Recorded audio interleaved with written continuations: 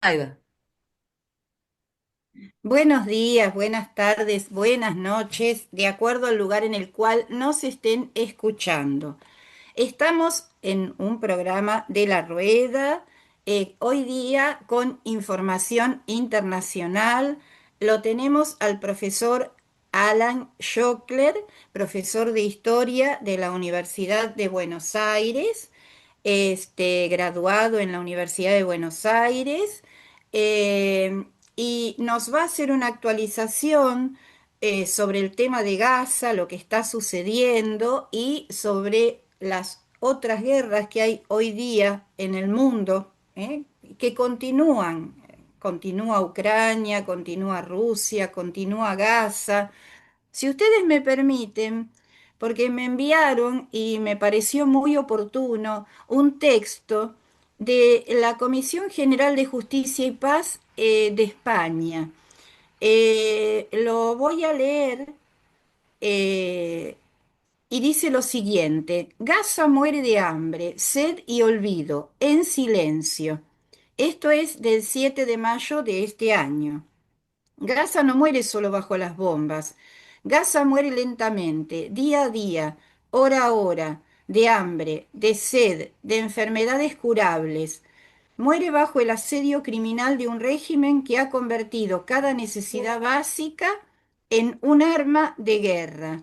Muere con la complicidad de un mundo que permite que en pleno siglo XXI más de 2 millones de personas sean empujadas al exterminio, no solo por el fuego, sino también por el hambre inducida. El Programa Mundial de Alimentos de Naciones Unidas ha dado la alarma. Se han agotado los alimentos, no hay más reservas, no hay cómo abastecer a la población palestina, porque el ejército israelí impide la entrada de suministros esenciales. Camiones con comida son bombardeados, retenidos, saqueados o simplemente bloqueados. Familias enteras sobreviven con un puñado de arroz al día, con pan hecho de pienso animal, con agua salada o contaminada. Las madres dan de beber a sus hijos agua estancada sabiendo que probablemente les causará enfermedades, pero no tienen otra opción.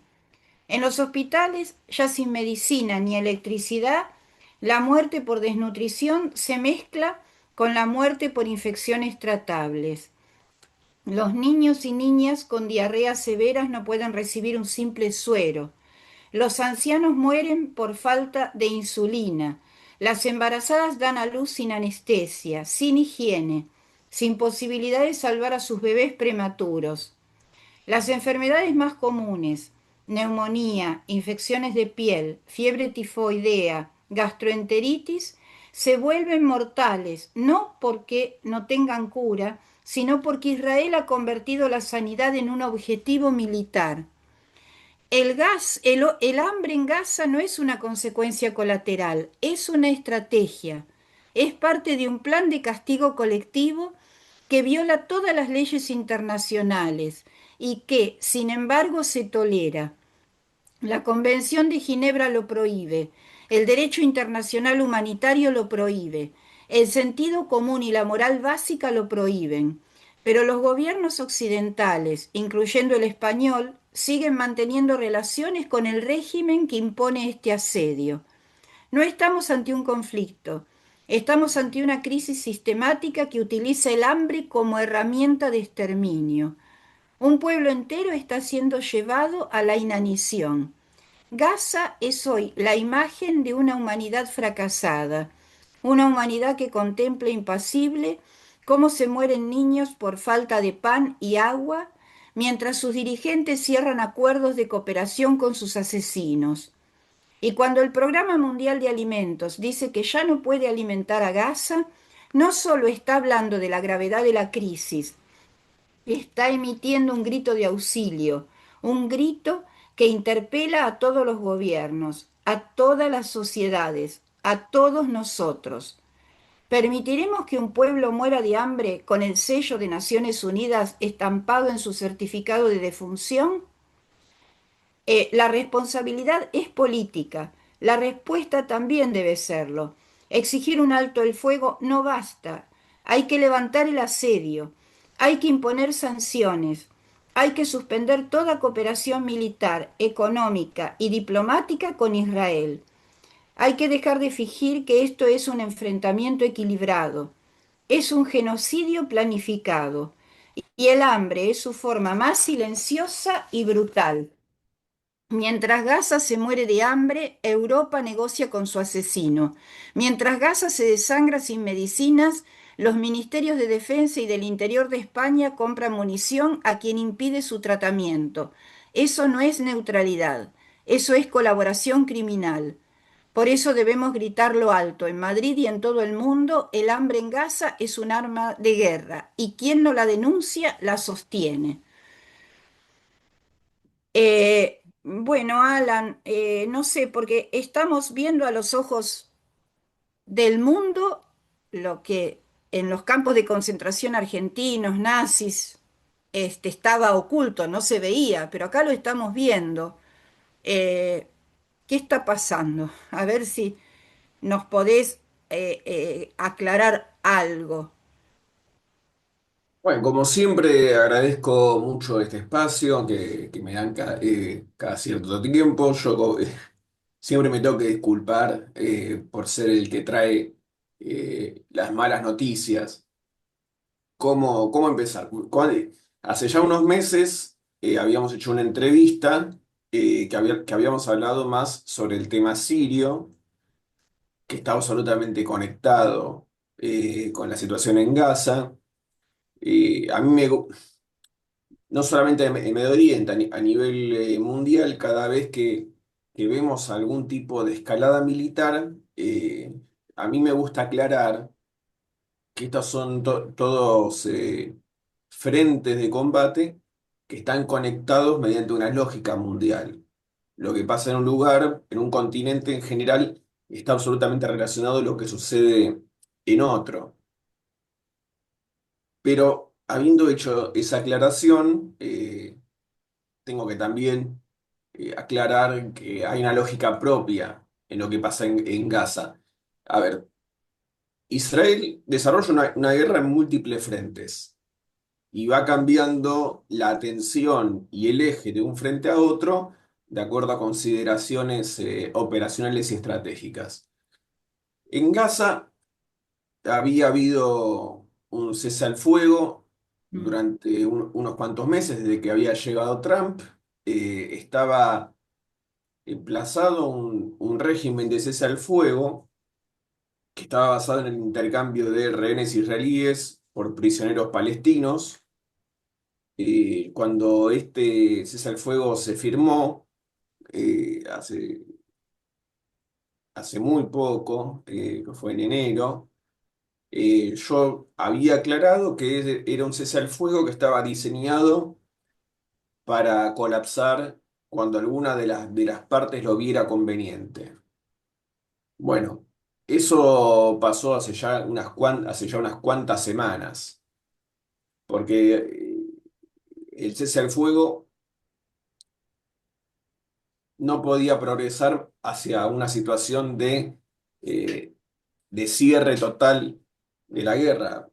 Ni Israel ni Hamás habían conseguido sus objetivos centrales, por lo tanto ninguno de los dos bandos tiene los motivos para que ese cese al fuego se transforme en permanente.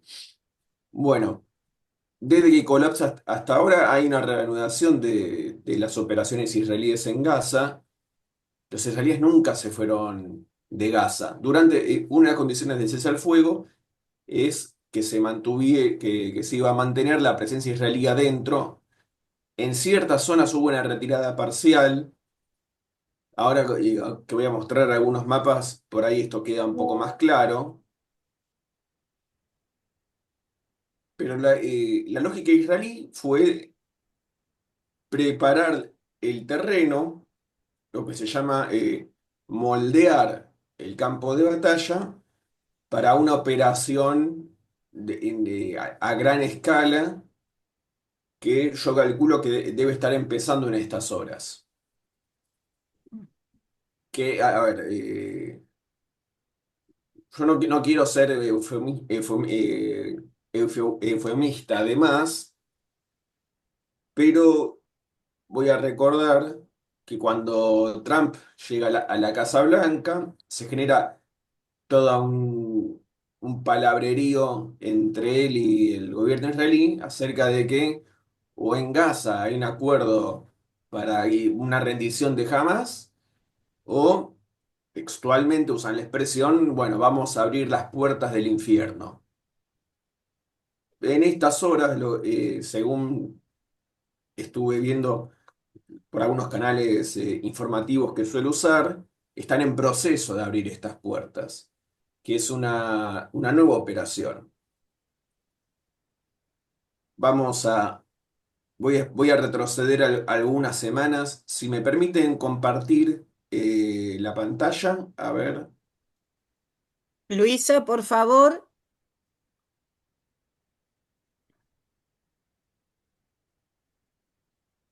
estás con el micrófono cerrado. A ver si Alan puede Sí, sí, compartir. voy a atender un tema. Escúchenme, ¿está habilitado a ver, el compartir pantalla está habilitado?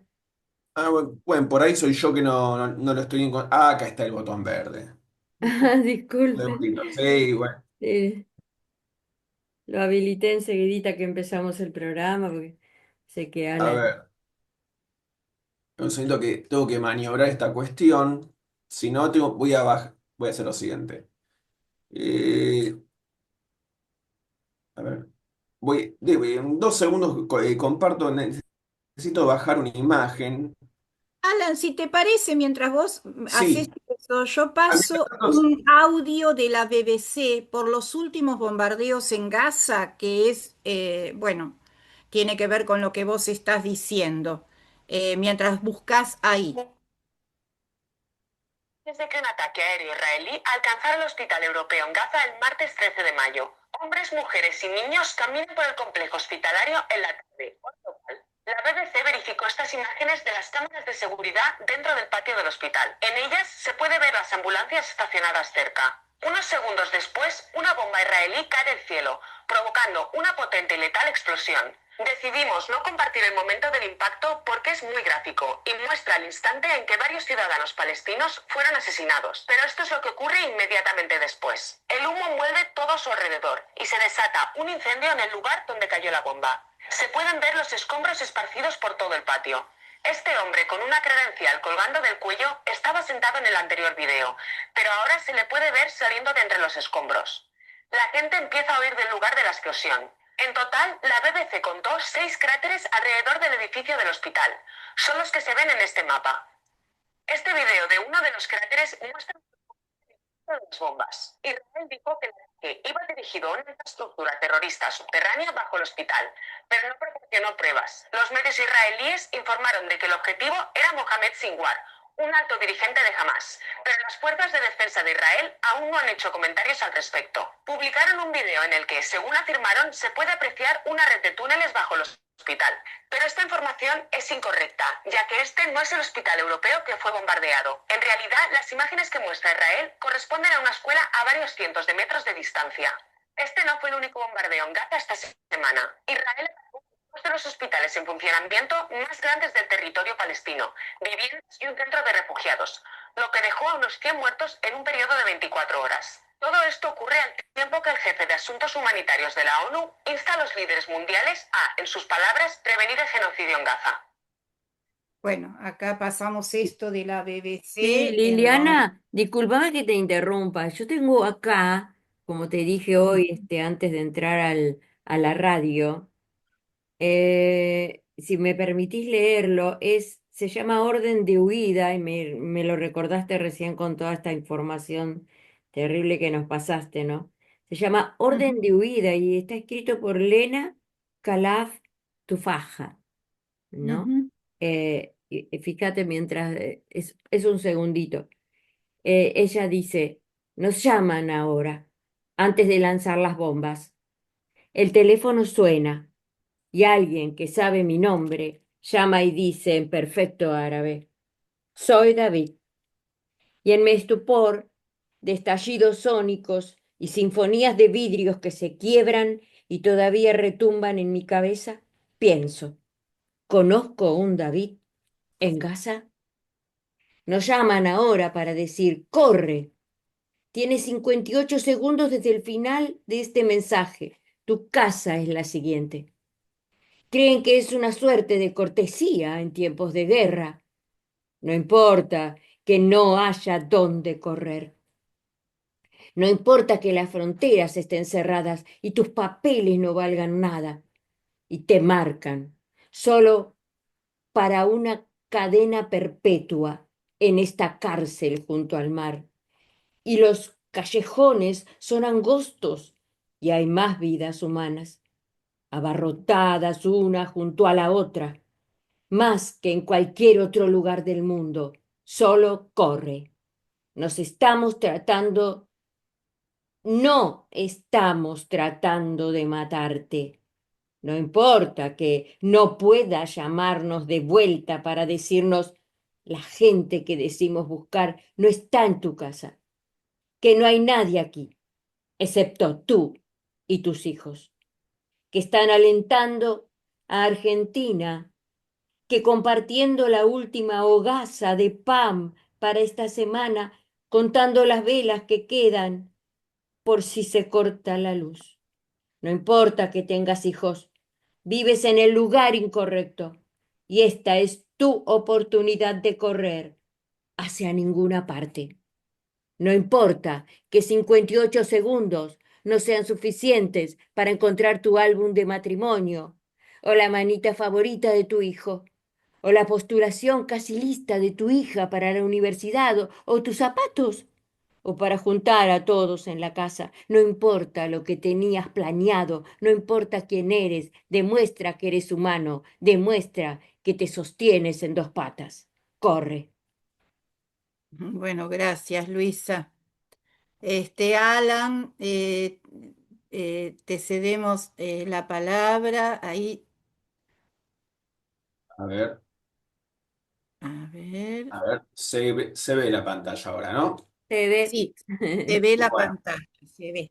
bueno, voy a explicar estos temas. Voy a empezar de vuelta. Esto es de hace un mes atrás, es parte de un mapa del usuario Zuriac, Zuriac Maps, que yo ya muchas veces lo recomendé por el labor que hace para mapear varias de las guerras en curso. Bueno, esto es lo que sucedió hace un mes en el sur de Gaza. Lo que estamos viendo es la zona de Rafa. A a la izquierda, o mejor dicho, al suroeste de la franja está la frontera con Egipto. Acá al sureste es terreno israelí dentro de lo que se llama las fronteras del 67. Pero lo que hizo el ejército israelí en el sur de Rafa es un avance que le dio el control de toda esta franja de terreno. A diferencia de otras operaciones que llevaron a cabo en el pasado, en este caso se quedaron con una presencia permanente en todo este perímetro. Acá vemos que rodearon toda una zona del sur. Bueno, hoy en día esto está bajo control israelí y está despejado. O sea que esta es una... Bueno, voy a cambiar de pantalla porque algo un poco más actual. Permiso, ¿eh? Y ahí va. Este es un mapa. A ver, Ahí se ve se que este ve. es un mapa diferente. Bueno, este es un mapa más bien de toda la franja. Los terrenos en amarillo demuestran lo que es un control estable israelí. Vemos que tienen un perímetro en por dentro de la franja y lo que veíamos antes en el sur, acá lo tenemos orientado a la izquierda de la imagen. Y acá en el borde de toda la izquierda, de vuelta, en la frontera con Egipto. El mapa está rotado.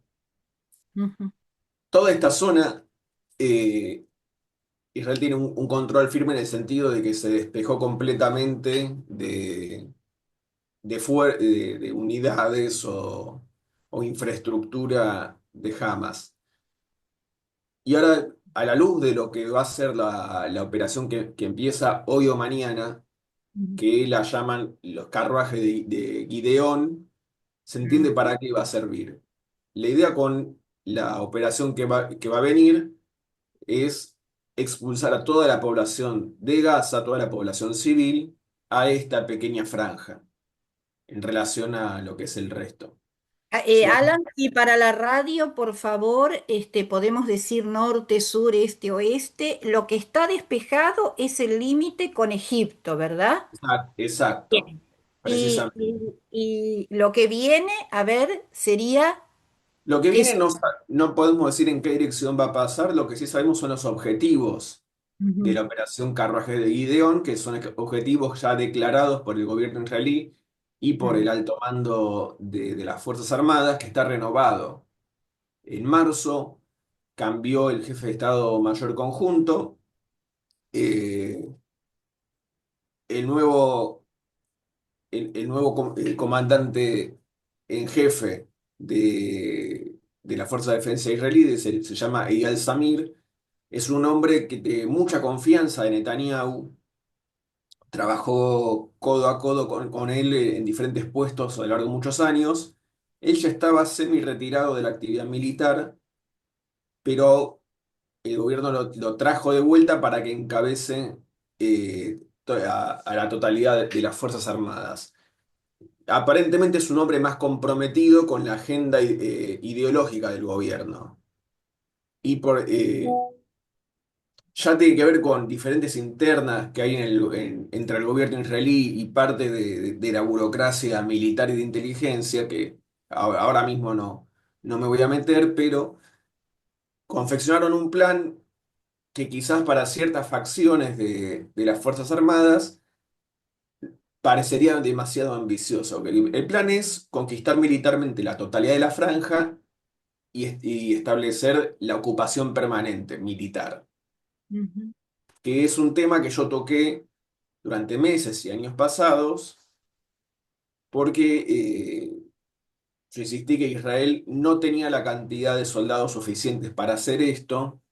O sea, sí, pueden entrar de manera temporal, eh, derrotar a las organizaciones militares, pero de ahí a establecer un control en el terreno permanente hay una distancia muy grande. Bueno, Israel desde entonces tuvo éxito cerrando el frente en Líbano, derrotando a Hezbollah. Entonces tiene ahora una disponibilidad de soldados para usar en Gaza que antes no tenía. En estas horas el gobierno debe estar enviando notificaciones a los reservistas para movilizarlos. Según tengo entendido, se van a usar hasta 100.000 soldados en esto.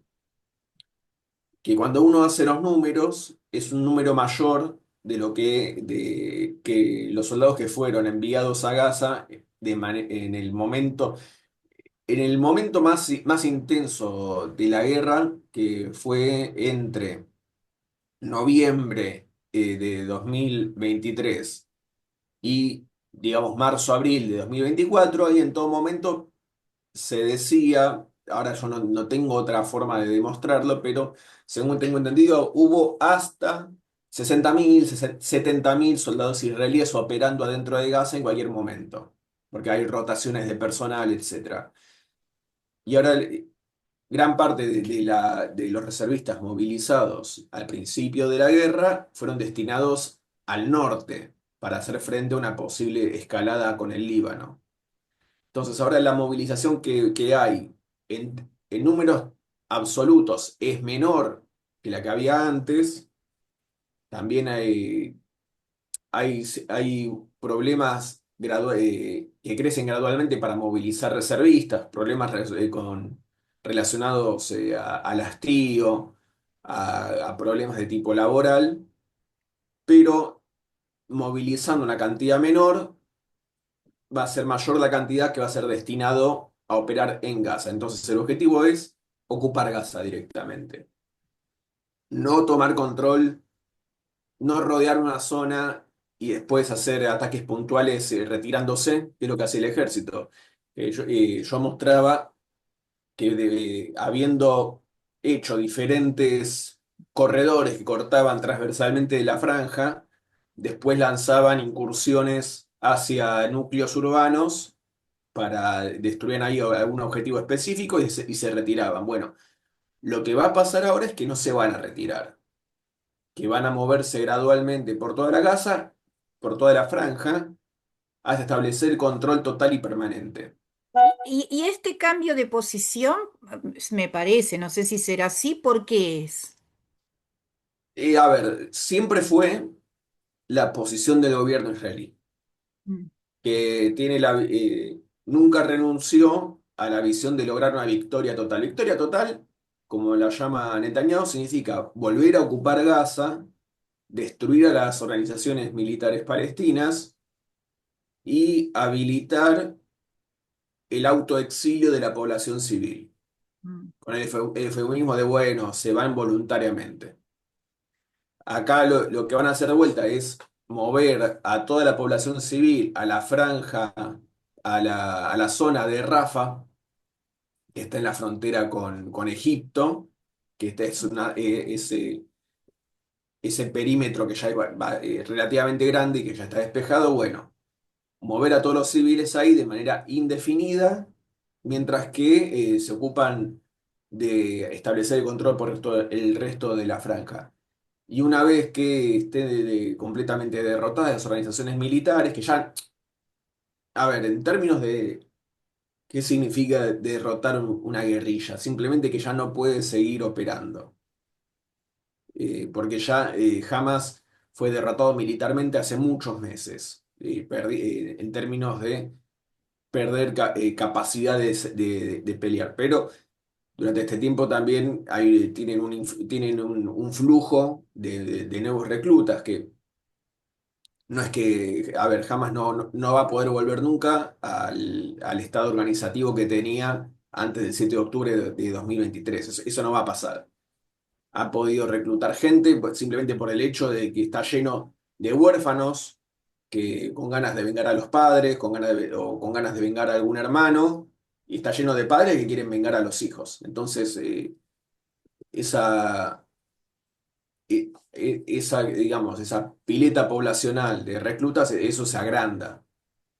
Pero bueno, acá lo que van a hacer es dejar a la población civil encerrada en un lugar ultra compacto en condiciones que prácticamente infrahumanas y desde acá van a montar una operación logística para exiliar a la población a otros países.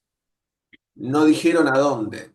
¿Me permitís? ¿Puedo introducir algo? Sí, Ayer vi Andrés Repeto, que es el que conduce el programa 26 Global, escribió en Instagram este pequeño texto. Trump dice, tengo ideas para Gaza que creo que son muy buenas, para convertirla en una zona de libertad, para que Estados Unidos se involucre y simplemente la convierta en una zona de libertad. Estas declaraciones se dan poco antes de su visita a Israel. El gobierno de Netanyahu también afirmó que están buscando países que quieran recibir a los habitantes de Gaza. Pocas semanas atrás, Trump había hablado de crear una zona turística en Gaza expulsando a los palestinos. Israel intensificó aún más los bombardeos y anunció que sus tropas se quedarán en la franja de Gaza.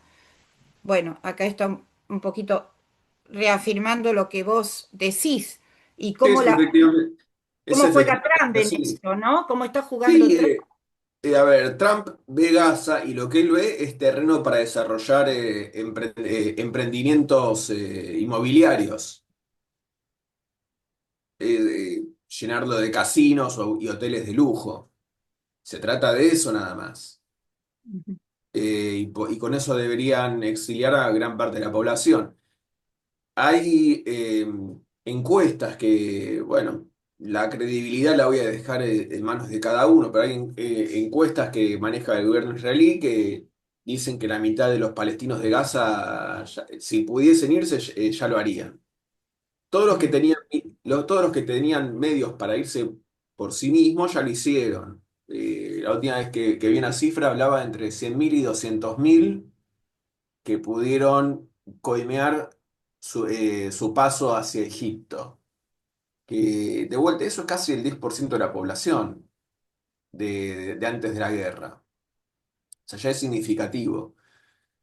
Eh, el concepto que calculo que tendrá el gobierno israelí es armar algún tipo de aeropuerto precario dentro de esta zona de Rafa, y ahí empezar a subir a los palestinos a aviones y descargarlos en no se sabe dónde.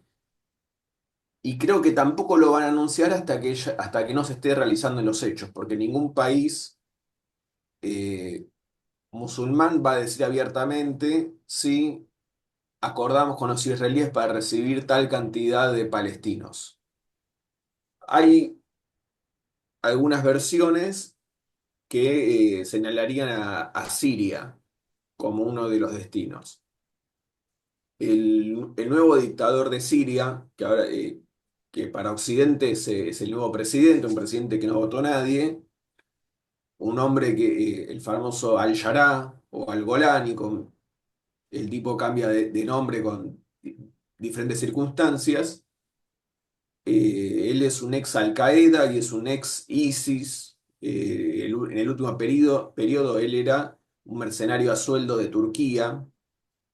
Aparentemente él se reunió con Trump en los últimos días. Trump estuvo de gira en Medio Oriente, estuvo reunido en Arabia Saudita con gran cantidad de los monarcas de la zona y se reunió también con este Al-Jarrah, que hace un par de meses las milicias de Al-Jarrah se dedicaron a hacer un baño de sangre en la costa de Siria contra minorías étnicas y religiosas. Pero bueno, eso no evitó que ahora Europa vea en él una especie de, qué sé yo, uno, un yihadista modernizado y moderado.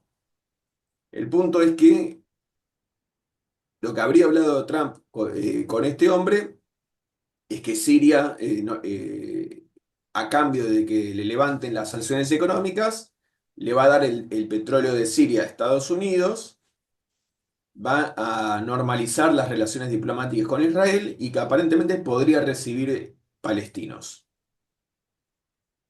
Eh, ¿Puede andar esto? Puede andar. Yo me acuerdo que cuando cae Assad, Hamas y otras organizaciones ligadas a la hermandad musulmana lo festejaron. Ideológicamente están emparentados con la vertiente de islamismo que profesa el nuevo gobierno en Damasco. Entonces, esta sería la gran ofrenda que le estaría trayendo Trump a Netanyahu. Pero para mí no pueden ser los únicos. Además hay que ver lo que pasa en los hechos. Israel todavía no está dispuesto a establecer relaciones con el nuevo gobierno de Damasco porque Israel tiene otra agenda, tiene otros planes para Siria. Pero quizás siendo con las características del país que ya tiene refugiados palestinos, bueno, por ahí se transforma en otro destino. Eh, la pregunta es, después, primero, ¿en qué punto Israel declara la victoria? Segundo, ¿en qué condiciones deja a los rehenes que está todavía en Gaza? Y tercero, si después se mueve a recolonizar la franja, porque de vuelta, la facción más ideológica del gobierno desde el día uno dice que el objetivo debe ser recolonizar Gaza y los rehenes, básicamente, bueno, que pase lo que Dios quiera. Mm. Entonces estamos en esa encrucijada. Alan, Dentro, sí, no, te puedo hacer una pregunta. ¿Y esto de usar el hambre como arma de guerra? eh, a ver, si uno ve los medios pro-israelíes y ellos, sus propagandistas, etcétera, se va a encontrar que hay una negación. Dice, no hay hambre en Gaza. Porque bueno, muestran videos de redes sociales que por ahí hay cierto negocio de comida que ahora está abastecido y dicen, no, no pasa nada. Entonces hay una negación y hay un encubrimiento. Porque que haya comida en un negocio no quiere decir que la población pueda ir a comer, no sé, dulces todos los días. No, la situación es grave y está en un punto de quiebre. Con el hambre lo que hacen es quebrar moralmente a la población. Yo en otro programa yo ya había explicado que organizaciones militares irregulares tipo Hamas y otras, porque yo cuando hablo de Hamas hablo de una manera más general también de otro archipiélago de organizaciones que existen en Gaza. Bueno, la manera de derrotar organizaciones así, que dependen en todo momento de una relación con una base poblacional, que le da apoyo, le puede dar refugio, etcétera, es cortar ese hilo. Y eso se hace de dos maneras.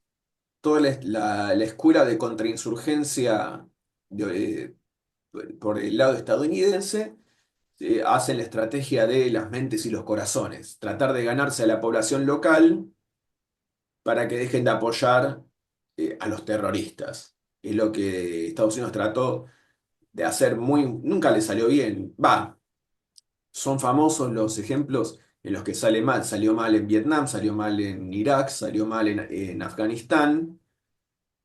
Eh, Israel usa el otro enfoque, que es directamente para cortar la relación entre la población y la organización, se dedica a desarticular a la población en sí.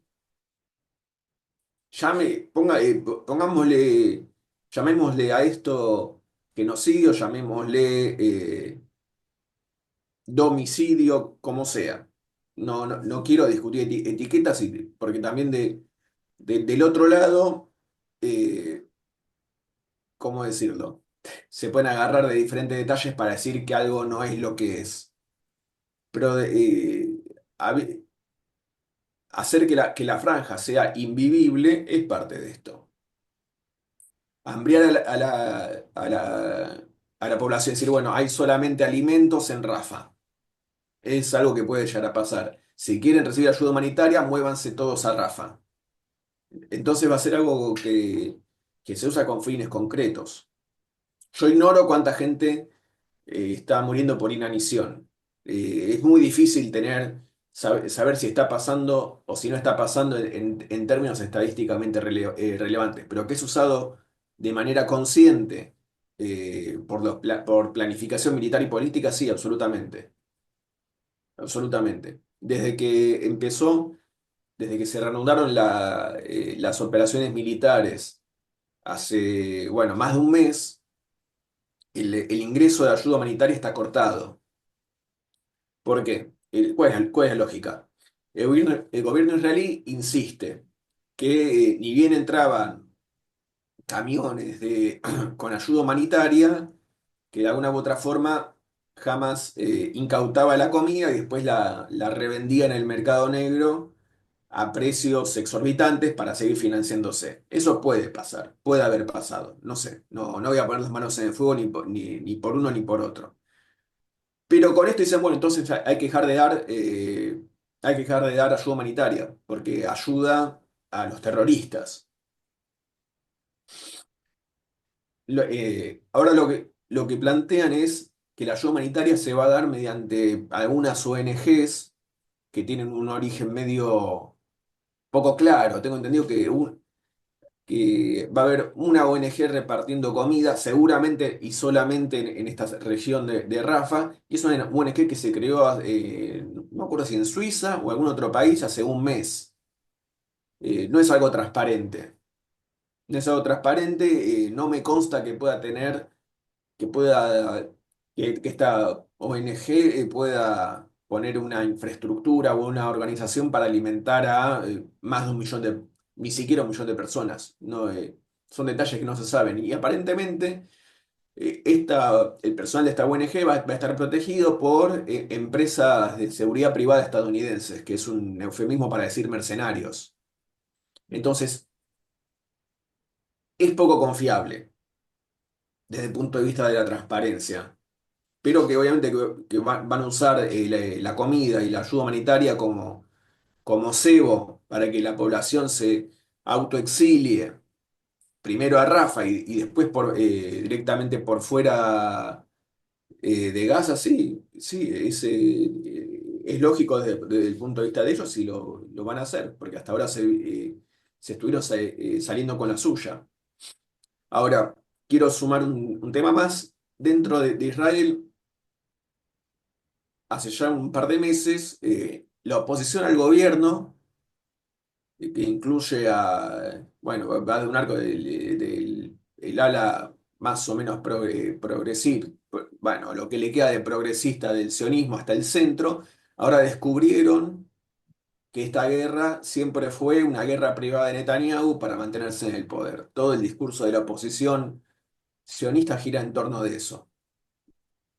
Con lo cual, yo cuando lo escuché me sorprendí, porque bueno, al principio de la guerra ellos estaban a bordo, estaban completamente comprometidos que ahora hay que destruir a Hamas, estamos haciendo a los palestinos un favor, etcétera, etcétera, etcétera. ¿En qué punto esta guerra dejó de ser algo positivo para transformarse en el emprendimiento privado de un dictador en formación? Nunca lo van a explicar. Eh, pero bueno, el proceso de manifestaciones en Israel por la liberación, que reclaman cese al fuego para liberar a los rehenes, no cesa, pero es políticamente impotente. Entonces está servido el cuadro para que esta operación, los carruajes de Gideon, avance. Y bueno, como el gobierno israelí mismo dice, bueno, se abren las puertas del infierno, ahora viene lo más grave y lo que va a dejar las consecuencias más duraderas. Alan, un pequeño comentario y después escuchamos a los otros integrantes del equipo. ¿Esto se podrá pensar como una segunda Nakba? Para los oyentes, Nakba fue catástrofe, quiere decir eso, o desastre, y pasó entre junio del 46 y mayo del 48. Se expulsaron 700.000 palestinos, se destruyeron un montón de ciudades. Ayer, 15 de mayo, fue el 77 aniversario. De hecho, hubo una movilización presidida por las Madres de Plaza de Mayo acá en Buenos Aires, en otros países del mundo también, por ejemplo en Alemania, donde hubo enfrentamientos, 30 personas fueron detenidas. Este, ¿qué pensás o qué pensás de esto? A ver, yo, en diferentes, no diálogos, pero si uno ve entrevistas con gente de Gaza o de Cisjordania, ellos hablan de hasta ahora tres momentos de gran derrota de los palestinos a nivel histórico. Primero la Nakba del 48, que terminó con gran parte de la población palestina expulsada de lo que hoy es el territorio del Estado de Israel. No, los que se quedaron son los llamados árabes israelíes. El segundo momento fue posterior a la guerra de 67, cuando Israel aplasta militarmente a todos a la coalición de países árabes que se había formado a su alrededor y ocupa militarmente Gaza y Cisjordania. El tercer momento grave, que lo llaman, no me acuerdo cómo se dice en árabe, pero se llama la vergüenza, que fue cuando se da la ruptura y la cuasi guerra civil entre Fatah y Hamas, que dejó a Gaza y Cisjordania divididos políticamente, y esto es indudablemente lo peor que pasó desde el 48 todo este proceso. El Esto nivel de de la vergüenza, destrucción, ¿cuándo fue, perdón? ¿En qué año fue? 2006 si la memoria no me falla. Mm. Eh, pero bueno, la guerra que arranca en octubre de 2023 es Es peor cualitativa y cuantitativamente. Y yo ahora voy a explicar qué quiero decir con eso, y también es de lo peor a nivel a futuro. Cuantitativo, porque el nivel de destrucción que hay en Gaza nunca se había observado en la región. Eh,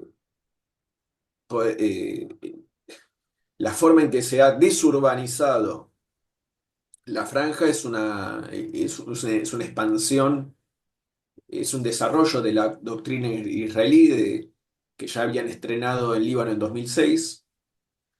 A nivel cuantitativo, en términos de cantidades, bueno, acá estamos hablando de que si la mitad de la población de Gaza es autoexiliada voluntariamente, bueno, estamos hablando de 1 millón, lo cual excede en cantidad la cantidad de palestinos que fueron desplazados en el 48.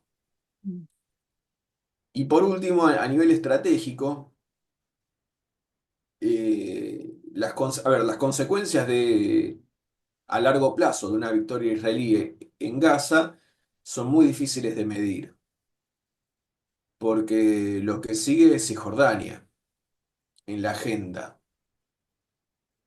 La victoria total en Gaza no es el fin de la agenda de la derecha sionista, es un paso más, es un paso necesario y que va a preparar el terreno para otros pasos en el futuro. Y la forma en que eh, han, reforzado el encubrimiento y la censura a nivel internacional también es un precedente gravísimo en términos de cortar la expresión a la oposición o la denuncia israelí afuera. Eh, han logrado ilegalizar la crítica política a Israel de una manera que antes no podían hacer.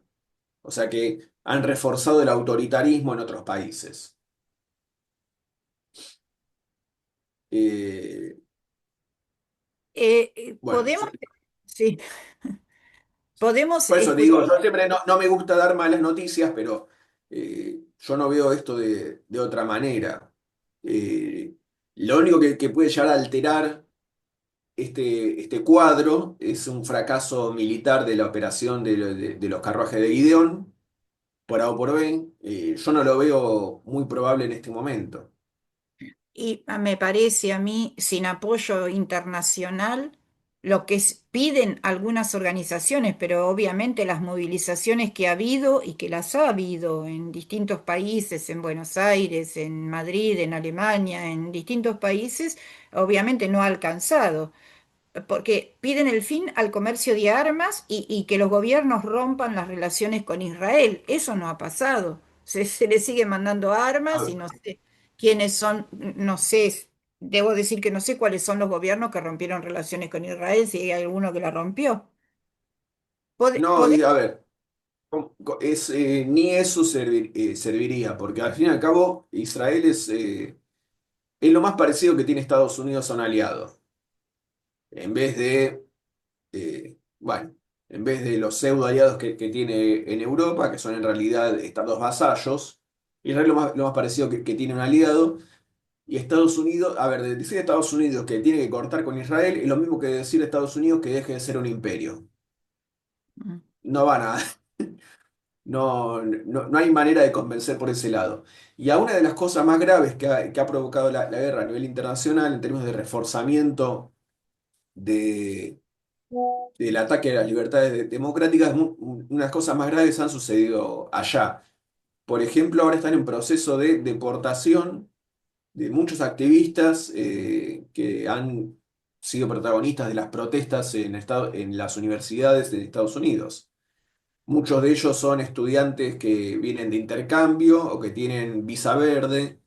Ellos, a ver, los que no voy a explicar ahora todos los vericuetos que hay para conseguir la residencia en Estados Unidos, que obviamente si uno no viene de ciertos países y de ciertas gamas de colores de piel, es mucho más difícil. Pero básicamente han estado secuestrando a dirigentes estudiantiles en la calle, los han puesto en centros de detención semiclandestinos y en muchos casos directamente los expulsaron del país sin ningún tipo de proceso legal. Mm. Eso está pasando Hay ahora. videos sí, sí, está pasando en los últimos meses con Trump. Hay videos, bueno, directamente a nosotros como argentinos nos evoca a otras cosas.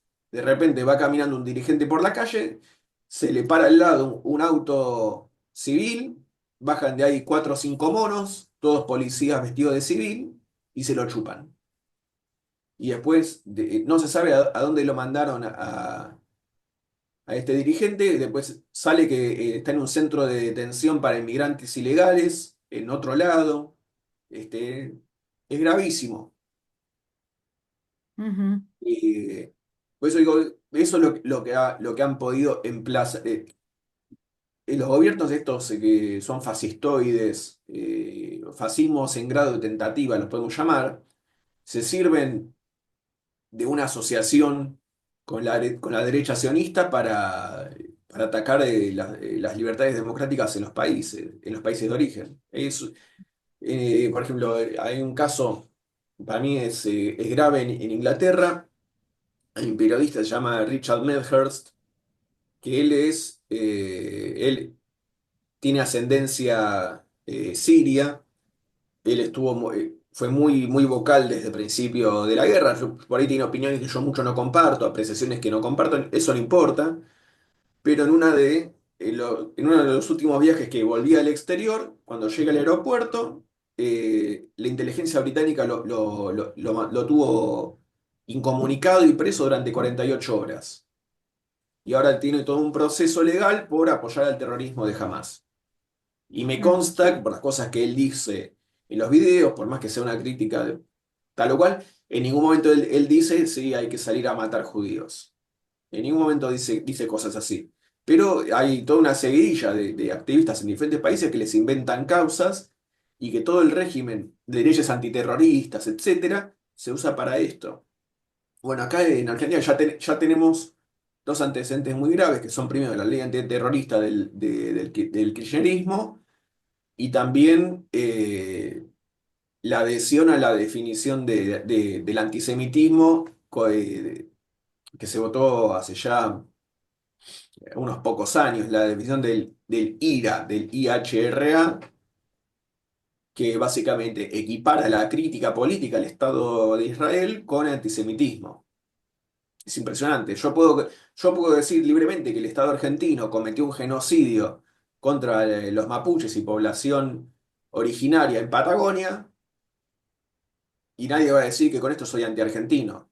Va, no, porque es una ridiculez.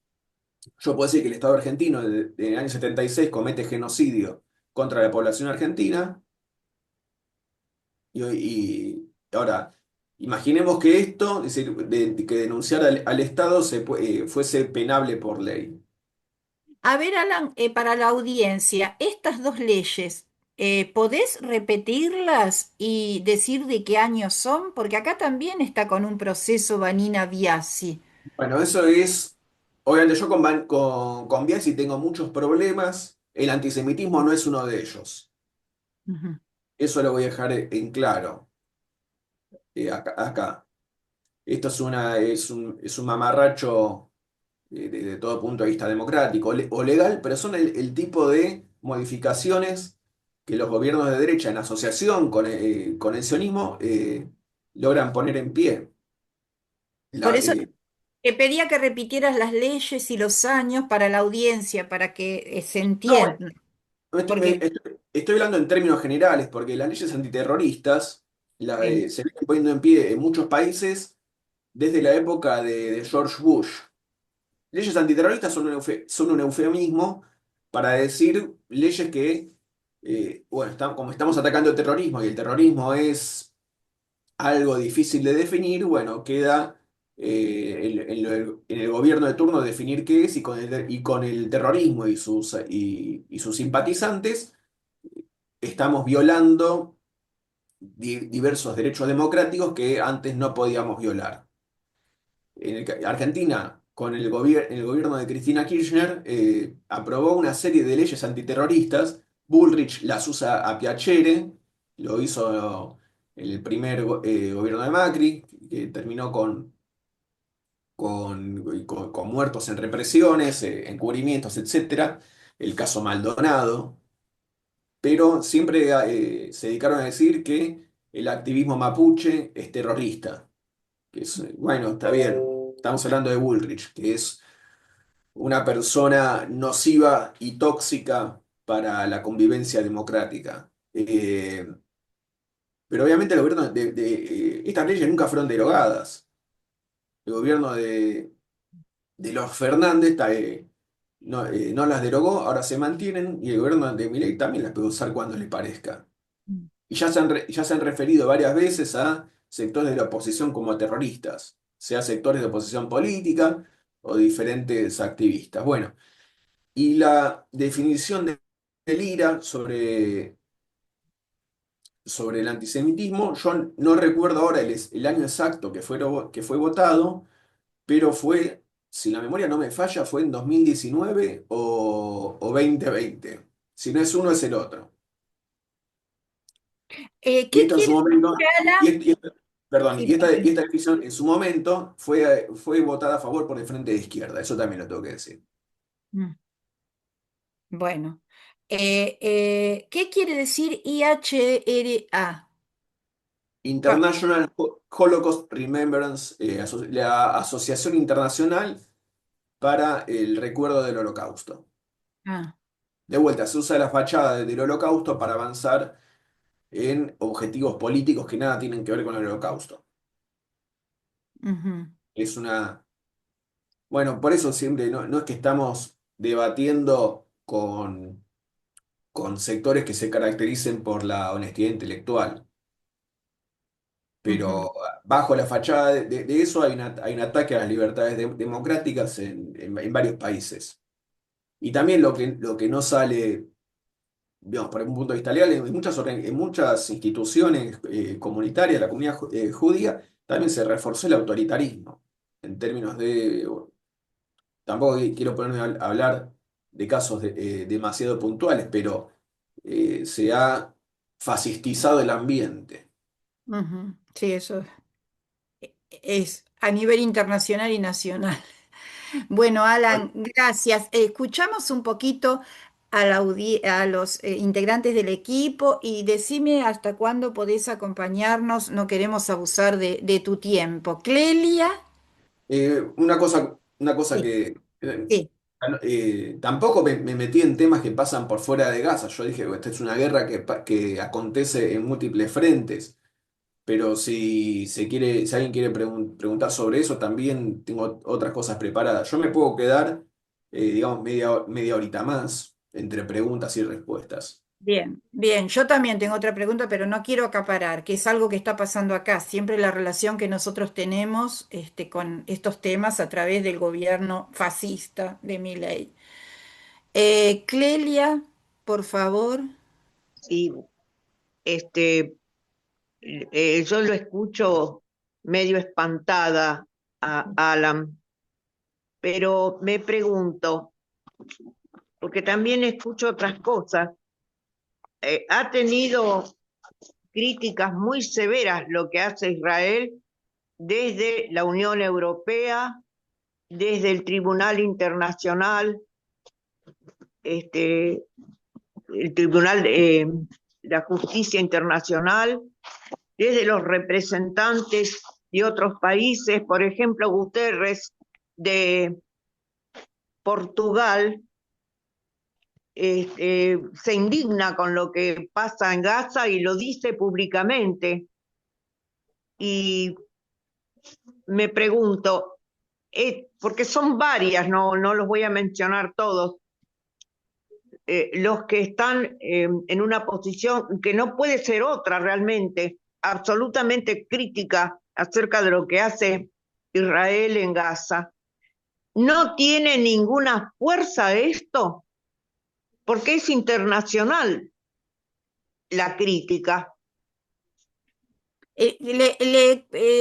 Cedemos la palabra a Marta, Claudio y a Luisa y después si querés contestar todo junto. Sí, yo también me pregunto lo mismo. Parece que se haga lo que se haga, no se puede parar, pero bueno. Marta y Claudio, por favor. El micrófono, Marta. El micrófono, Marta. Ahí está. Como que estoy muy agotada de ser testigo de todo esto y la pregunta siempre es qué se puede hacer, ¿no? ¿Qué se puede hacer? ¿Quién puede hacer algo? Y aparte que no es ajeno a nosotros, o sea, como que estamos también de alguna manera, el presidente está asociado a ellos. O sea que, ¿qué, qué, qué, qué rol jugamos nosotros acá? ¿No? La iglesia, los gobiernos, ¿qué se puede hacer más que pronunciarse en contra? Mm. O sea, habría que cortar relaciones, pero Gracias, Marta. Claudio. Bueno, creo que esto es un enfoque de lo que está pasando verdaderamente en Gaza, cómo está la situación con la información parcial que se tiene. Pero también tendríamos que tener en cuenta que esto se está dando no solamente en Gaza, es algo totalmente mundial. Hay una crisis enorme de gobierno de Trump. Ha habido movilizaciones no por lo de Gaza, sino por muchas otras cosas en Estados Unidos y en el mundo. Tampoco estamos en un gobierno fascista en Argentina. Acaba de haber elecciones que participa el trotskismo. Yo soy un militante político, tengo propaganda, un local con un montón de vidriera lleno de propaganda de la izquierda socialista. Y si fuera esto ¿cómo se llama? Un fascismo nazi, me destruirían. Movilizamos, yo participo en la movilización de los jubilados. Eso es, o sea que además hay que englobarlo, creo que es necesario. Lo que está pasando en Gaza es terrible, es trágico, pero estamos también en una dinámica entre la derecha y lo que está pasando en las masas.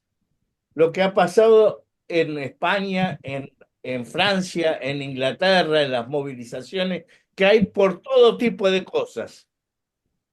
Por los jubilados en Francia, por los campesinos de Francia, los camioneros, lo que está pasando en otros países del mundo. Y en Estados Unidos hay movilizaciones, o sea que tenemos que poner la situación de Gaza, que es lo más trágico que está sucediendo para la humanidad, en un contexto de que está habiendo una reacción de la gente contra los gobiernos de derecha. Y hay gobiernos de derecha porque no saben cómo frenar a la gente. Eso me parece que está sucediendo. Y Bueno, bueno, y hay una Claudio, debilidad en las direcciones políticas de todo esto. Jamás es la dirección de la lucha de los palestinos, pero también tiene una posición política que también tenemos que ver cuál es. Pero pasa en todo el mundo, hay falta de direcciones políticas, nada más. gracias, Claudio. A ver, por ahí yo empleé la palabra fascismo. Hoy día se dice posfascismo o neofascismo, porque no es igual a la década del 30, pero sí son posfascistas o neofascistas.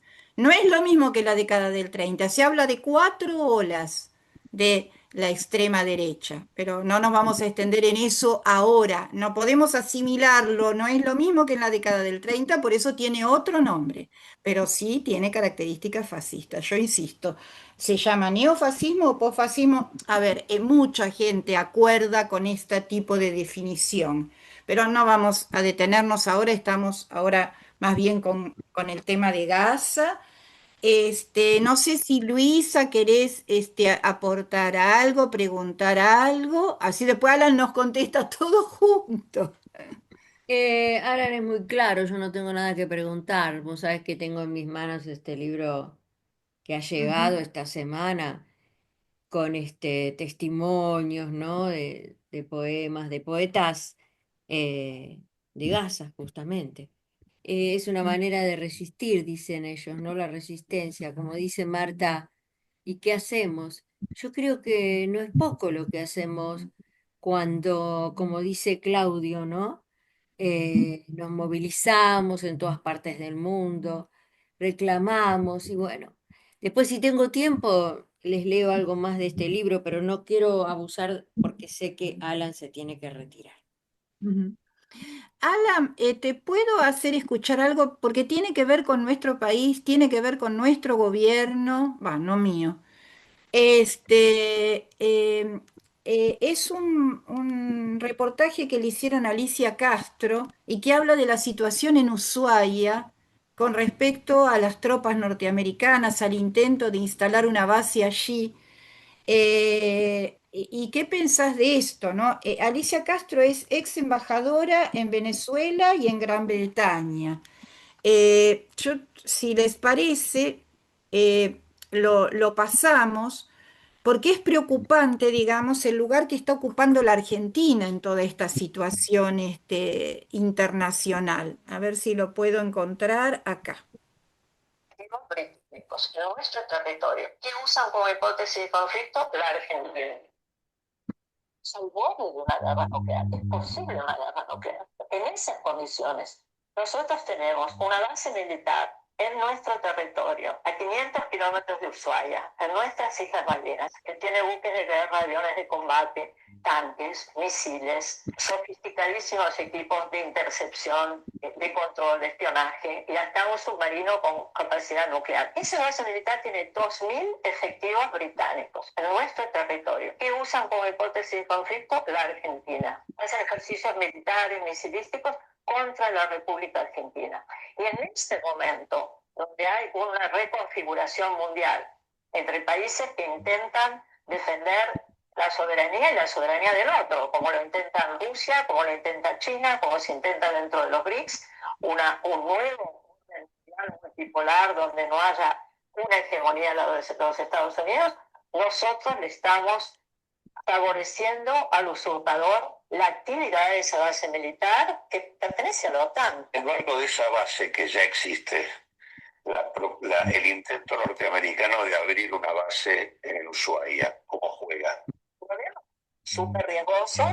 Por suerte, el gobernador Melella, que es el gobernador de Tierra del Fuego, Antártida e Islas del Atlántico Sur, recordemos que nosotros somos un país bicontinental, no lo recibió. Habría que ver si podrían hacerlo sin la anuencia del gobierno local, porque además Malvinas es puerta de entrada a la Antártida y en un momento de falta de agua, de falta de materiales primarios, recién ahora se empieza a hablar de tierras raras. Nosotros hace rato que hablamos de eso, sobre todo con Mario Volpe del CECIN, del Centro de Combatientes. Es un estudioso de lo que ahora todo el mundo conoce, pero hace años se está hablando de los nódulos polimetálicos que hay en el mar argentino. Ya están patentados, son numerosas fábricas de medicamentos y de cosméticos del mundo entero, pero la Argentina no está haciendo nada sobre eso. 2000 Eh, es un panorama preocupante esto de la base en Ushuaia, que ya están patentados todos estos minerales raros. ¿Quién los patentó? ¿Quiénes son los dueños que están en el mar argentino? No, no sabemos nada de lo que está pasando. Lo único que sí, las Islas Malvinas están en poder de los ingleses y que sí es una base de la OTAN o un punto estratégico de la OTAN. Alan, mira, te dejamos todo esto, porque no sé si vas a poder en No, 15 no quiero ver. A ver, minutos. Bueno. el tema de Atlántico Sur tiene más relación con la preparación de guerra contra China. Pero por eso yo no me quiero meter tanto, más allá de que decir que la propuesta del mileísmo es simplemente hacer de Argentina una especie de groupie de los Estados Unidos. El tipo, él mismo es un groupie. Cuando uno ve cuando va de gira con Trump o con Musk, el tipo se comporta como un groupie, lo sigue a todos lados, siempre de atrás, y Perdón, ¿qué nunca... es un groupie? ¿Qué es un groupie? Es un grupo, y Ah, yo te iba a preguntar también. las groupies del mundo de la música, las fans Ah, más fans de los músicos que los siguen a todos lados y les hacen favores de diferente índole, favores que no son correspondidos en calidad. Pero bueno, él es un groupie. Él es la groupie de Musk y de Trump gratuitamente.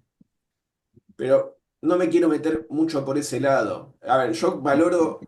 Claudio me metió acá una sutileza en el debate que es importante, porque si se caracteriza de manera estricta un régimen político de tal o cual manera, eso informa diferentes formas de accionar.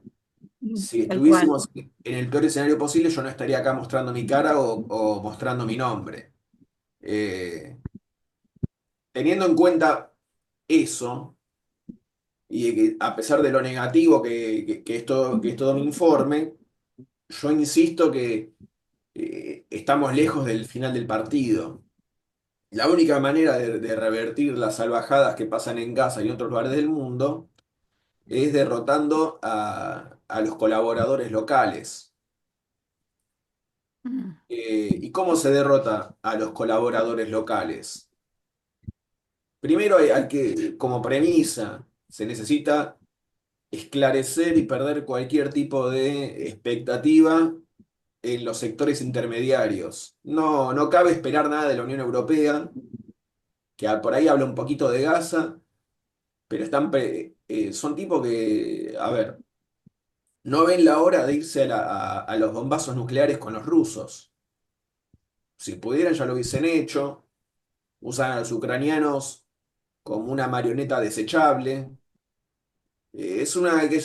La burocracia en la Unión Europea es algo patético y nocivo al mismo tiempo, pero no me quiero distanciar mucho.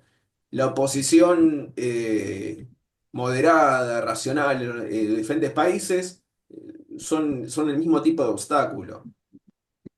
Porque a lo sumo lo que tenés es un discurso distraccionista de, bueno, la indignación moral, pero después a la hora de pasar a la acción puntualmente esto, brilla por su ausencia. Son sectores que se dedican a bloquear y desmovilizar la movilización popular. Eh, en nuestro caso autóctono del progresismo hiperberreta peronista es de lo más nocivo que hay, porque se pasaron los últimos 4 años antes de Milei preparándole el terreno a Milei. Y ahora y que son un caso particular porque el peronismo ha hecho un silencio anormal con respecto a la, a- a la dinámica de la guerra mundial. No se habla de eso ni en los medios, ni en los diferentes figurones que ponen públicamente, nadie habla de eso. En Argentina no se habla de lo que pasa en el resto del mundo, no se habla de las salvajadas en Gaza, de las salvajadas en Ucrania. ¿Por qué? Porque al fin y al cabo comparten agenda. Entonces, al colaborador en jefe que tenemos en el poder, no se le puede hacer ni cosquilla apoyando o poniendo expectativa en los colaboradores intermedios. Si acá 2 días Santoro gana en las elecciones de capital, no va a cambiar absolutamente nada y Santoro está tan comprometido con Israel como lo está Milei mismo. Eso, entonces, la única forma de dar vuelta a la situación es explicando a los amigos, a los compañeros, a los simples mortales que uno se encuentra en el día a día, que hay que organizarse de manera independiente. Por fuera de las estructuras llenas de colaboradores y traidores, sea la CGT, sea tal o cual partido, y no hay que esperar nunca peras del olmo. Nunca va a llegar una, una- un golpecito en la mano de Estados Unidos a Netanyahu, nunca va a pasar de la Unión Europea, por más declaraciones altisonantes que puedan publicar tal o cual figurón. Es toda gente falsa. Son políticos haciendo lo que hacen los políticos normales. Y obviamente hay que descartar localmente la rémora de la progresía trucha que existe solamente en ciertos lugares y que se la pasa hablando de posibilismo y que a la izquierda de ellos en teoría no hay nada. Bueno, hay que hacer las cosas de otra manera, porque si no, ahí sí le ponemos la alfombra roja al mediocre energúmeno que tenemos por presidente para que el tipo se siga consolidando. Porque al fin y al cabo, estos tipos están en el plan de que, bueno, que hay 2027, que hay 2027, no hace falta, no salgas a protestar, confía que te sacamos esta ley, te sacamos la otra ley. Y bueno, de esa manera la progresía terminó entregando las universidades para poder pagar la factura de luz. Y con eso se han llamado a cuarteles de invierno hasta 2027. Entonces hay que desembarazarse de las rémoras, hay que desembarazarse de los que desorganizan y avanzar en los hechos con decisión. Porque de vuelta, los energúmenos del mundo son tigres de papel. Bueno, te agradecemos, Alan. ¿Algún otro comentario? Así lo podemos ir liberando a Alan con todo esto que nos has actualizado, que bueno, la verdad nunca es triste lo que no tiene remedio. Yo te quiero preguntar si brevemente, ¿cómo ves, muy breve, en estos minutos que te quedan, el panorama de Ucrania? ¿Esto sigues? Ah, necesitaría un programa aparte para eso. Sí, por eso te dije muy breve. ¿Sigue? En corto, la guerra va a seguir por varios meses más. Había, a ver, del lado más o menos, a ver, hubo toda una corriente de apoyo a Trump en la campaña electoral. Primero, llamativamente, una parte importante de la comunidad árabe musulmana de Estados Unidos votó a Trump con la promesa de que él era el candidato de la paz, porque el apoyo de los demócratas en Netanyahu fue tan abierto, tan pornográfico, que al final castigaron a Biden votando a Trump. Trump, unas primeras, a ver, el tipo no es ningún Napoleón, pero tiene instintos políticos. En la práctica,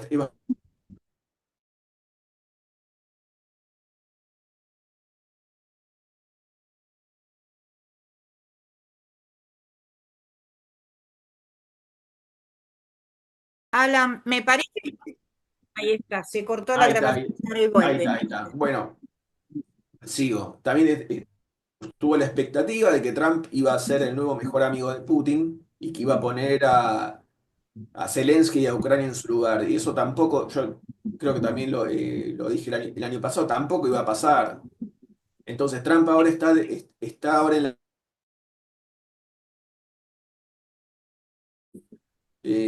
cómo eso va a afectar el rumbo de los acontecimientos, deberíamos tener un programa por separado.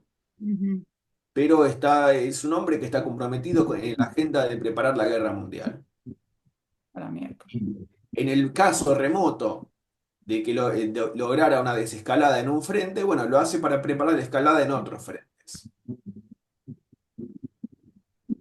Mm.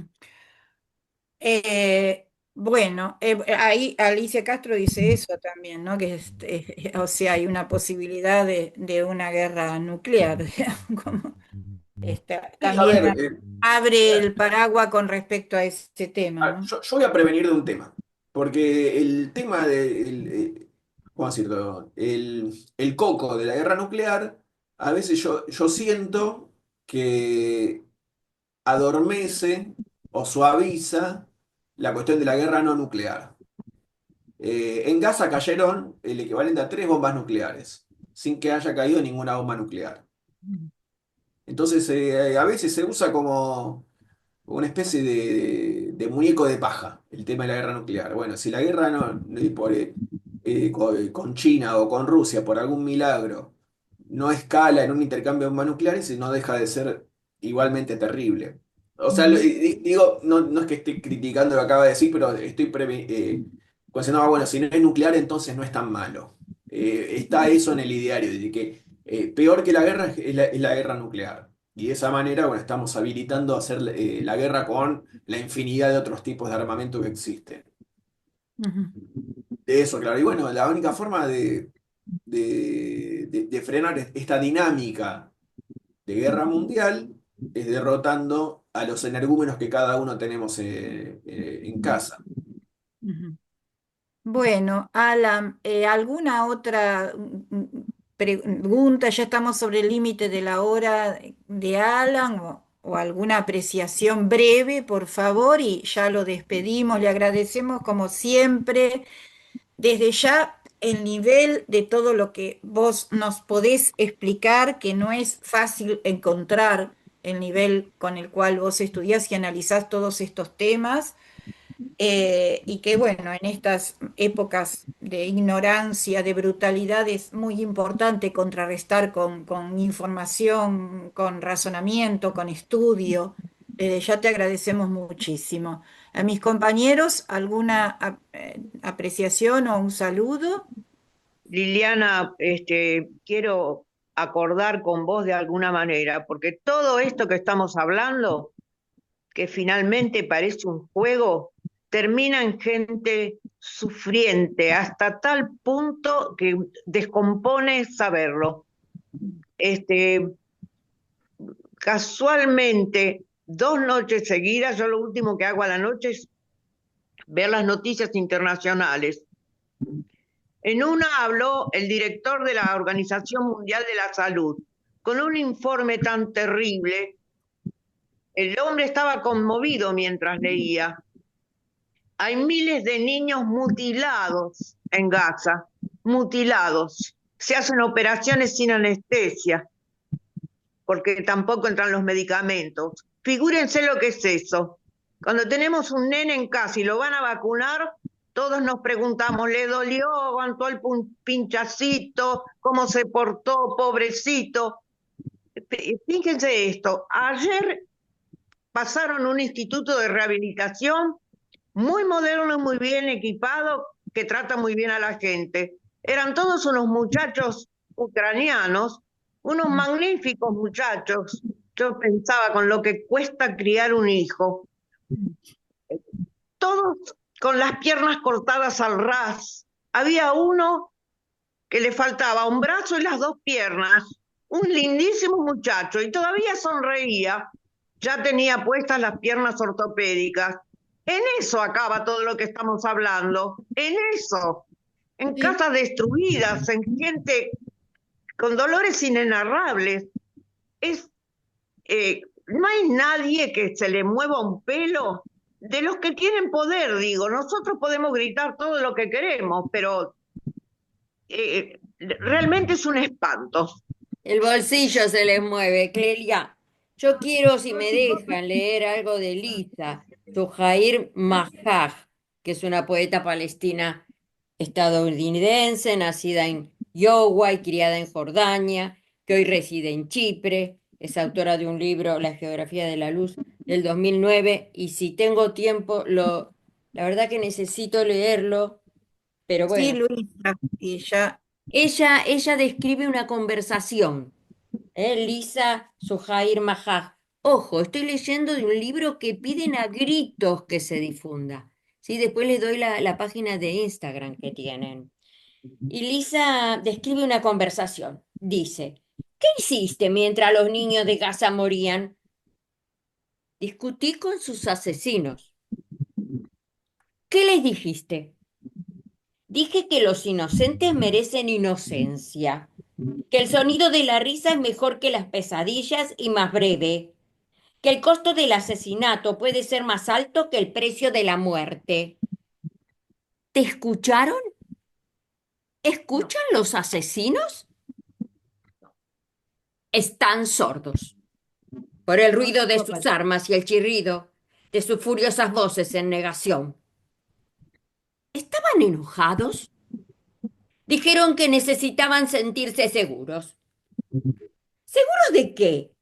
¿De niños? Dijeron que no hay niños en Gaza, solo jóvenes combatientes. ¿Y los bebés? Dijeron que son serpientes en crecimiento y que es mejor matarlas en sus nidos.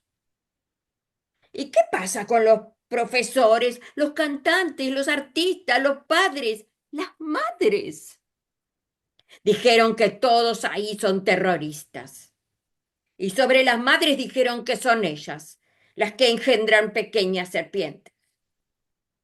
¿Tu protesta tuvo algún efecto? No, perdí la voz, perdí mis palabras y el corazón, pero si guardara silencio perdería el alma. ¿Sobrevivió algún niño? En cuerpo sí, en espíritu no estoy segura. Los niños que vivieron, ¿qué será de ellos? Sus ojos abrirán agujeros en el cielo nocturno. Recuerda esto cuando mires las estrellas. Son los ojos ardientes de los niños de Gaza sosteniendo tu mirada. Nada más, Lili. Gracias, Luisa. Bueno, Alan, te despedimos. Un cariño grande. Sabés que te queremos mucho acá. Bueno, como siempre, de nuevo agradezco el espacio, así que yo insisto, es cuestión de organizarse y salir con claridad. Ujú. Eso, entonces yo ahora ya me tengo que ir a hacer otras cosas, así que será hasta la próxima. Como siempre, cuando haya alguna inquietud y quieran escuchar más malas noticias, me pueden volver a contactar. Encantado, vuelvo a participar. Bueno, muchas gracias. Eh, Clelia, habíamos quedado que íbamos a hacer un pequeño recuerdo porque falleció Pepe Mujica, y luego Luisa seguirá con el tema en el especial el día martes. Eh, pero bueno, Pepe Mujica fue el presidente del Uruguay, estuvo 12 años encerrado en las mazmorras uruguayas que se utilizó como método de represión en la dictadura del año 1973, donde el objetivo era intentar destruir a los militantes políticos, volverlos locos, enloquecerlos. Incluso él estuvo un tiempo no muy lúcido, él mismo lo reconoce. Hay una película que debiera verse en las escuelas que se llama Una larga noche de 12 años, en donde se cuenta este cautiverio de él y de dos compañeros más y todo lo que pasaron. Ellos se comunicaban en clave Morse, con golpecitos a través de las paredes, y uno de los compañeros, Mauricio Rosenkopf, el único sobreviviente de los tres, de este grupo de tres, escribió en ese momento y repitió estas palabras en el entierro de Mujica, y son las siguientes. Y si este fuera mi último poema, insumiso y triste, raído pero entero, tan solo una palabra escribiría, compañero. Es hermoso, está escrito en cautiverio y bueno, y se dijo en el entierro de Mujica, que me parece una figura rescatable en estas épocas de mala educación, de subestimar al otro, de basurear al otro, de crueldad, rescatar el humanismo de el Pepe. Y por supuesto la honestidad, ¿no? Porque todos sabemos cómo vivía. Vivía en una chacra en el campo rodeado de otros compañeros militantes en semicomunidad, que será lo que habrán podido tener una vez que salieron de la prisión. Clelia, ¿te escuchamos? Sí. A ver, Clelia, te vamos a pedir que saques la imagen porque no, si con, se te escucha, pero sin imagen. Ahí, a ver. Digo que hay que considerar luces y sombras en la vida de Mujica. Hay quien es crítico de, del saldo que dejó. Para mí es positivo el saldo, porque hay que ubicarse en el contexto. Cuando él era todavía Tupamaro, los objetivos, la finalidad de su lucha eran mucho más amplios. Pero bueno, pienso que se hace lo que se puede, no lo que se quiere. Y hay que ver qué relación de fuerzas encontró. No olvidemos que tuvo un ascenso, voy a ponerlo en orden, después que salió de su prisión, que si sumamos todas las veces que estuvo preso, fueron casi 15 años, Liliana. La última vez que estuvo preso fueron 11 años seguidos, casi 12, pero estuvo otras veces preso. No, digamos, es una persona muy jugada y que puso, ese sí que puso el cuerpo y fue torturado también. Y cuando salió en el año 85, formaron un partido que se llamó Movimiento de Participación Popular y fue diputado, senador, ministro de Ganadería, Agricultura y Pesca, que en ese caso el experto en realidad era el viceministro, por lo cual él cedió su lugar y se lo dio, se lo dejó, y después se presentó en las elecciones para ser presidente. Ganó en segunda vuelta y fue presidente de la Nación del 2010 al 2015. Esa fue su época de presidencia. Luego volvió a ser senador y renunció al cargo. Estuvo una vida entregada a la política. Su esposa también. Se llama Lucía Topolansky, la esposa, de ascendencia, por un lado, polaca. Y pues, realmente nos llama la atención, y no debería llamarnos la atención, el hecho personal e individual de que vivía austeramente. Es tan raro que un dirigente en este cono sur, digamos, llegue al poder y continúe viviendo como vivía, que nos llama la atención. En realidad lo que hay que analizar es su conducta política. Claro, un presidente como él, democrático, no tenía tampoco todo el poder en las manos. Se le retiraron compañeros, cuando ya se presentó a presidente. Se le retiraron compañeros porque no llevó a cabo, no intentó promover acciones para algo fundamental, como el pago de la deuda externa, la reforma agraria. No lo hizo. Yo pienso que no, la relación de fuerzas no se le daba como para llegar a eso, pero sí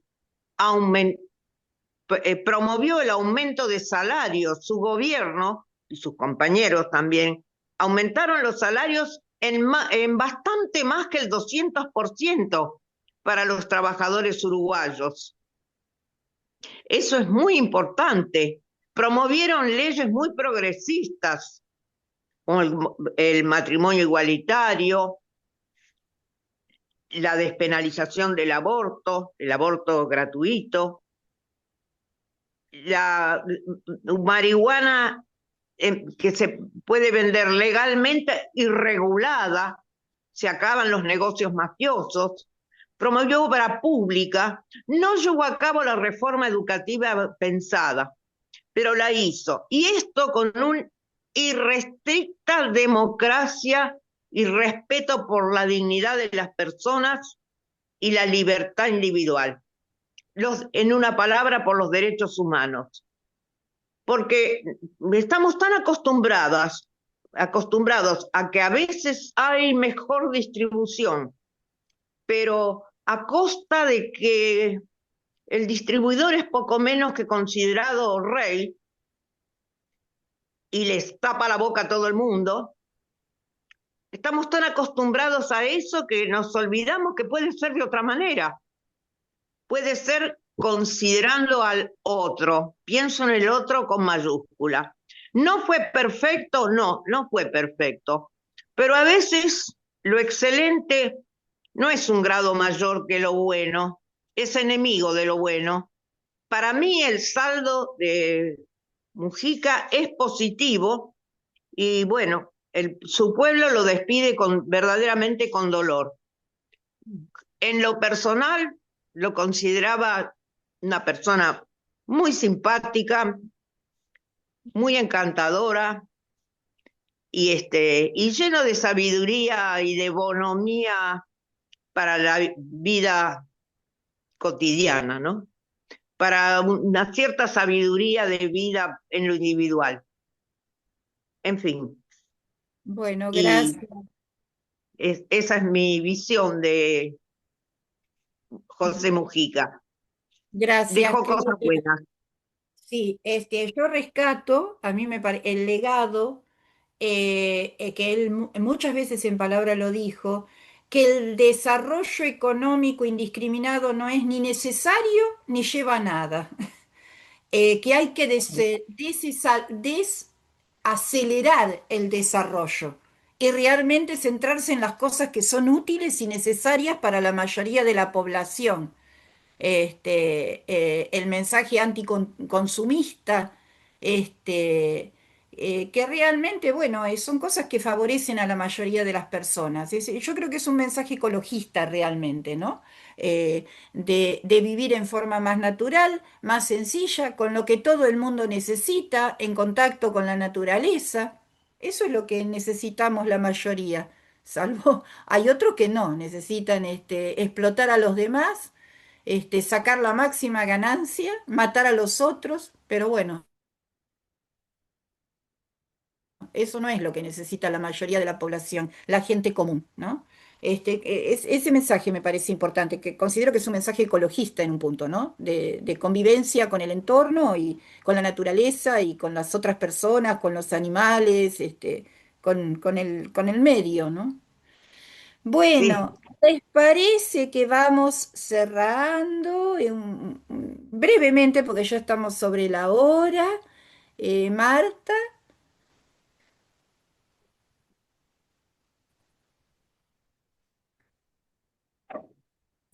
Nada, sigo pensando qué es lo que se puede hacer. Creo que está bien esto de ir pensando en buscar alternativas diferentes, ¿no? O sea, que por ahí lo conocido no funciona, buscar otras. eh, pero no sé, me sigue molestando ser testigo impotente de este desastre que está haciendo la humanidad. ujú. Sí, gracias. A todos nos molesta esto de la impotencia de que no se pare tremendo genocidio y las guerras, ¿no? Claudio, y si por ahí Luisa no querés cerrar con una poesía, estaría muy bueno. Si te buscas otra, Claudio. Sí, con respecto a Mujica, eh, somos casi, digamos, contemporáneos en las luchas que se dieron